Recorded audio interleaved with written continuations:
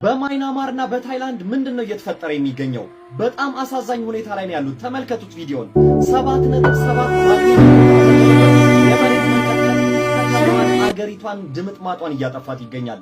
ከማይናማር አልፎ ታይላንድ ባንኮክ ድረስ ተሰምቷል። ተመልከቷቸው፣ ህንጻዎች እንደ ጉድ እየፈራረሱ ነው።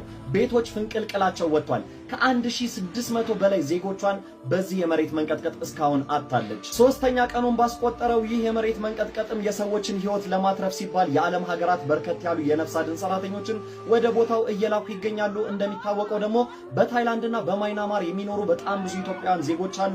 ለነሱ እንግዲህ ፈጣሪ ሰላሙን እንዲያወርድላቸውና በህይወት እንዲተርፉ ልንጸልይላቸው፣ መልካም ሁሉ ልንመኝላቸው ይገባል እላለሁ።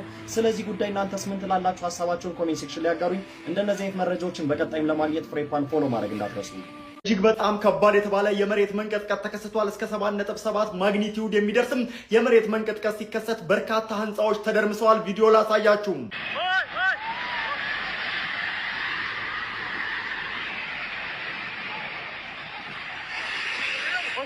ይህ የሆነው ታዲያ በርካታ ኢትዮጵያውያን በሚኖሩባት ማይናማር እንደዚሁም ደግሞ በታይላንድ አካባቢ ነው። ዜጎች ታዲያ ከባድ የተባለ ጭንቀት ውስጥ ይገኛሉ። በጣም ከባድ ነው፣ የምንሄድበት ጠፍቶናል፣ መሬት ተሰልቅጣም ልትውጠን ነው ሲሉ ተደምጠዋል። እጅግ በጣም ያሳዝናል።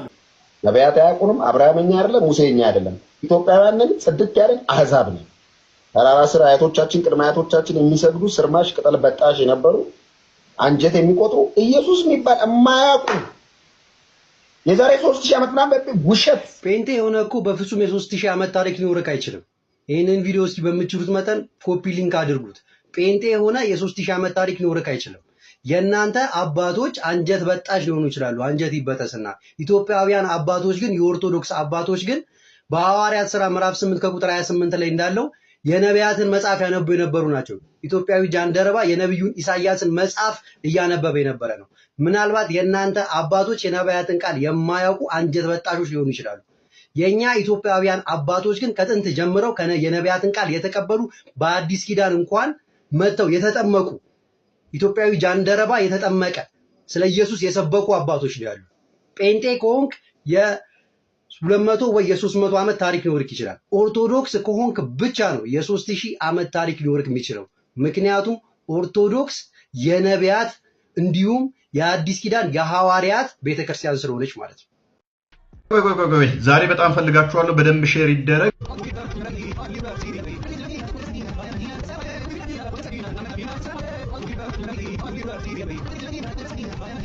ለውድ ክርስቲያን እህቶች በተደጋጋሚ ሂጃብና አባያ በየመንገዱ እያስደረጓችሁ እየተመለከትን ነው።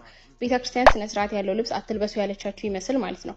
ለነገሩ በእስልምና ከአላህ የወረደ ሳይሆን ሳሂህ ሙስሊም ኪታብ 26 ሐዲስ ቁጥር 5397 ላይ ዑመር ነብዩ መሐመድን ሴቶቻቸው እንዲሸፈኑ ቢጠይቅም ነብዩ መሐመድ ግን አልተቀበሉትም ነበር። ዑመርም የነብዩ መሐመድ ባለቤት የሆነችውን ቁመተ ለግላጓን ሰዓዳ በማታ ልትጸዳዳ ስትል እየተከተለ ያያት ነበር።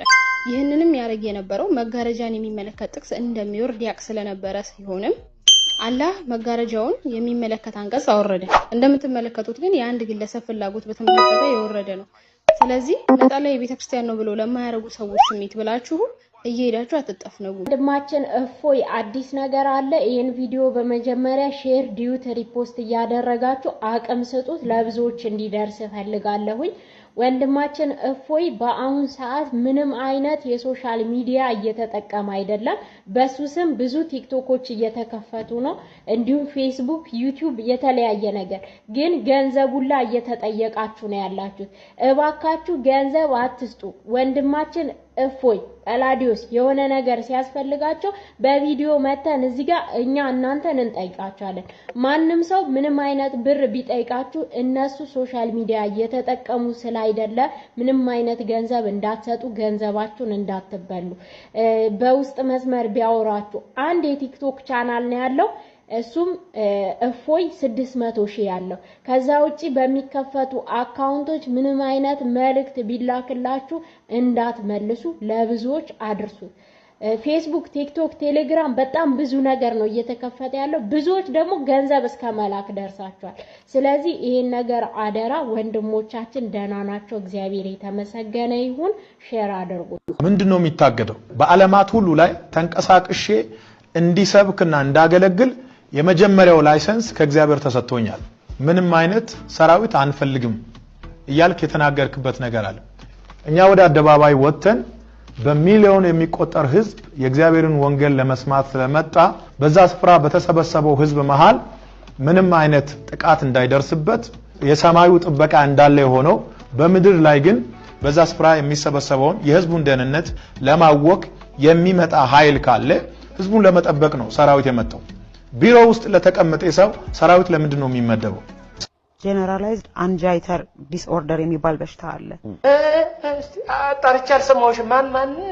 ጀነራላይዝድ አንጃይተር ዲስኦርደር። ሰራዊት መመደቡ ደግሞ እንደ ኃጢያት ለምን ታየ? ከሁለት ሳምንት በፊት በአዲስ አበባ መስቀል አደባባይ በነበረው ኮንፈረንስ በኢቲቪ እና በተለያዩ ሶሻል ሚዲያዎች ተዘግቦ ሰራዊት ወጥቶ መንገድ ሲዘጋ፣ ትራፊክ ፖሊስ ወጥቶ መንገድ ሲዘጋ በዛን ሰዓት ለምንድን ነው ልክ የሆነው? ካውንስሉ ባዘጋጀው በመስቀል አደባባዩ ኮንፈረንስ ሲያስተናግድ የነበረው እኮ አሸር ብቻ አይደለም፣ በሺዎች የሚቆጠር ሰራዊት በመስቀል አደባባዩ ፕሮግራም ተሰማርቶ እንደ አሸር እያስተናገደ ነበር። አባዬ በቃ ተወኝ አባ፣ አልቻልኩም። እሺ ውሃ ጠጡኝ ቡርቴ፣ ውሃ ጠጡኝ፣ አቃተኝ።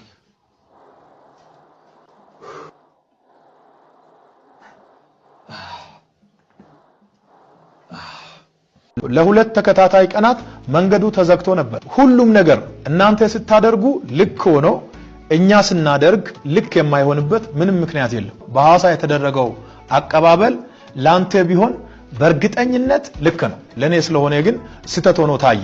ታግዷል በመትለው በካውንስሉ ወረቀት ነው እንደ እኔ እየሰበኩ ያለው። ምንድነው የሚታገደው? በዓለማት ሁሉ ላይ ተንቀሳቅሼ እንዲሰብክና እንዳገለግል የመጀመሪያው ላይሰንስ ከእግዚአብሔር ተሰጥቶኛል። ወደ ዓለም ሁሉ ሂዱ ወንጌልን ለፍጥረት ሲበኩ የሚለው ትልቅ ላይሰንስ ነው። ታግዷል ያለው ካውንስሉ ከሆነ ካውንስሉ እንደ ካውንስል ሌጋል በሆነ ደብዳቤ ይጠይቀኝ። ካውንስሉ ተጥሷል ብሎ የሚያምነው የተኛው ደንብ እንደሆነ ጠርቶ በሚያነጋግርበት ጊዜ ምላሽ ሰጣለሁ።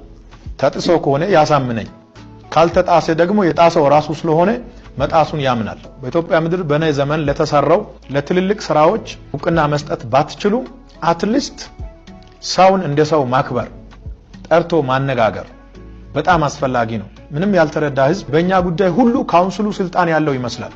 በእኔም ሆነ በተቋሙ ጉዳይ ካውንስሉ ስልጣኑ የተገደበ ነው። የኔ አገልግሎት ተጠርነቱ ለካውንስሉ ሳይሆን ለእግዚአብሔር ነው።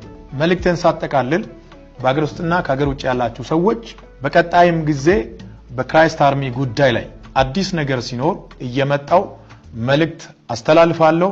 ካውንስሉ የሰጠውን ወረቀት ካውንስሉ ሊያግድ ይችላል። ከካውንስሉ በፊት ክራይስት አርሚ በመላው ዓለም ወንጌልን በመስበክ ለብዙ ሰዎች መዳን የሆነች ቤተክርስቲያን ናት። ከካውንስሉም በኋላ ትቀጥላለች። በዚሁ አጋጣሚ እንዳውም ነብይ ለመሆን አንዱ የዚህ ዘመን ነብይ ለመሆን አንዱ ትልቅ መስፈርት መሀይም መሆን። በምሬ ምንም አትፈራም። ሰላም ለእናንተ ይሁን የኔ ተወዳጆች፣ እንዴት አላችሁልኝ? የጌታችን ኢየሱስ ጸጋና ሰላም በሁላችን ላይ ጸንቶ ይኑር። ዛሬ የጌታ ጾም 6ኛው እሁድ ላይ ያለ ነው። ይህም ገብርኄር ነው። ገብርኄር ማለት መልካም አገልጋይ ነው። የማቴዎስ ወንጌል ምዕራፍ 25 ላይ የተነገረ አንድ ምሳሌ አለ በጌታችን በክርስቶስ ኢየሱስ እና እሱን ይዘን ነው ይህን ነገር የምናስበው። ምንድነው ያ ምሳሌ? አንድ ጌታ አለ እና ያ ጌታ ደግሞ 3 ባሪያዎች ወይም አገልጋዮች አሉት። ለነዚህ ለሶስቱ ባሪያዎች የተለያየ መክሊት ይሰጣቸዋል። ለአንደኛው 5 መክሊት፣ ለሌላኛው 2፣ ለሌላኛው 1 ይሰጣቸውና ይሄዳል። ተመልሶ ሲመጣ በአመቱ ትርፍን ይጠብቃል ከነዛ ባሪያዎች ወይም ከአገልጋዮቹ እና 5 መክሊት የተቀበለው ያ ባሪያ ሌላ 5 አትርፎ ይሰጣል። 2 መክሊት የተቀበለው ሌላ 2 መክሊት ይሰጣል።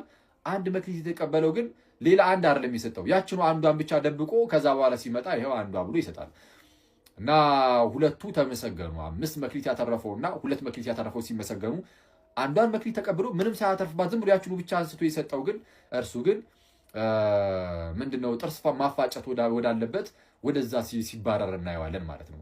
ምንድነው የእግዚአብሔር ጸጋ ለሁላችን ተሰጥቷል። እንግዲህ አሁን ይሄ ከአገልጋዮች አንፃር ብቻ ሳይሆን ለእያንዳንዳችን አሁን በመንፈሳዊ ህይወታችን ውስጥም የተቀበልነው የእግዚአብሔር ጸጋ አለ።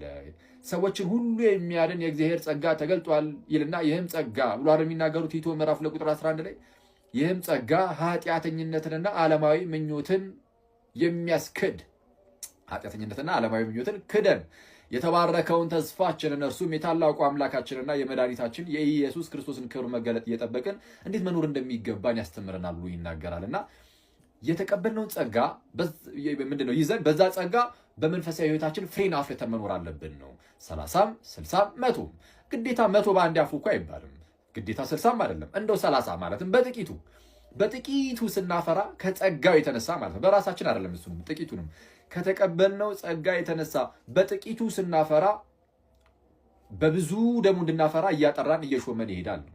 ልክ የዮሐንስ ወንጌል ምዕራፍ 15 ላይ እንደተናገረው ምንድነው ፍሬ የሚያፈራውንም አብዝቶ እንዲያፈራ ያጠራል ይሌለ እግዚአብሔር ከኛ ትንሽ ነገር ነው የሚፈልገው። ትንሽ ነገር ስናፈራ በብዙ እንድናፈራ እያጠራን በብዙ ነገር እንድናፈራ እያጠራን ከፍ ከፍ ያደርገናል። በጥቂቱ ስንታመን በብዙ ይሾመናል ማለት ነው። በጥቂቱ ታምናልና በብዙ ሾመሃለሁ ነው ያላቸው እነዛን 5 መክሊትና 2 መክሊት አትርፎ የመጡትን። ስለዚህ እኛንም እግዚአብሔር አምላካችን በተቀበልነው ጸጋ ተጠቅመን በመንፈሳዊ ህይወታችን በጥቂቱ ስናፈራ በብዙ እየሾመን እያሳደገን ይሄዳል። የተቀበልናት ጥቂት ነገር ብትኖር በእሷ እንታመን። እግዚአብሔር ደግሞ ብዙ ነገር ይሰጠንና በብዙ ደግሞ ይሾመናል። ሰውን በየቀኑ ሰላማዊ ህሊና የሚሰጠው ምን እንደሆነ ንገራችሁ፣ ለሰው መልካም ማድረግ